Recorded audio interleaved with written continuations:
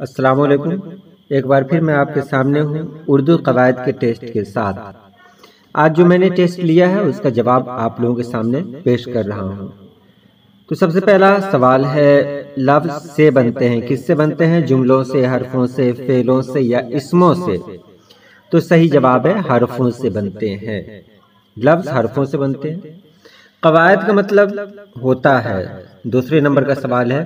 کچھ لوگوں نے کہا کہ یہ سوال تھوڑا سا الگ ہے، اس میں جملہ بھی ہو سکتا ہے، حرف بھی ہو سکتا ہے، ترکیبوں بھی ہو سکتا ہے۔ کچھ لوگوں نے ترکیبوں بھی اس کا ٹک لگایا تھا، ترکیبوں پر بھی، جو صحیح ہے، لیکن جو اس کا جواب دیا گیا ہے وہ لفظوں میں ہی دیا گیا ہے، کیونکہ لفظوں سے ہی قواعد ہے، یہ لفظ سے ہی ترکیب ہے، لفظ سے ہی جملہ بنتا ہے، اس لیے لفظ فٹ بیٹھتا ہے اس پر۔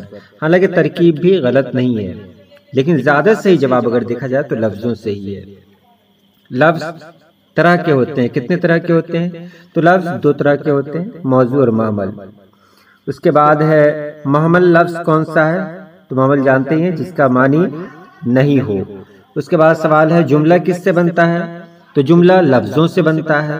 چھٹے نمبر کا سوال ہے، نیچے لکھے گئے لفظوں سے کلمہ کی نشاندہی کیجیے، اس میں کلمہ کون سا ہے؟ تو اس میں کلمہ ہے جھگڑا۔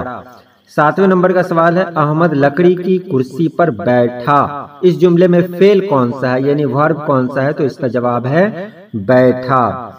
آٹھواں نمبر کا سوال ہے، کس لفظ میں نام، کام اور زمانہ نہیں پایا جاتا؟ تو حرف میں نام، کام اور زمانہ نہیں پایا جاتا۔ نواں نمبر کا سوال ہے، لڑکے محنت سے کامیاب ہوتے ہیں، اس جملے میں حرف کون سا ہے، یعنی پریپوزیشن کون سا ہے؟ تو نویں نمبر کا جواب ہے سے پریپوزیشن ہے۔ اور 10واں نمبر کا سوال تھا، کلمہ جامد کی مثال کون ہے؟ تو کلمہ جامد کی مثال ہے پہاڑ۔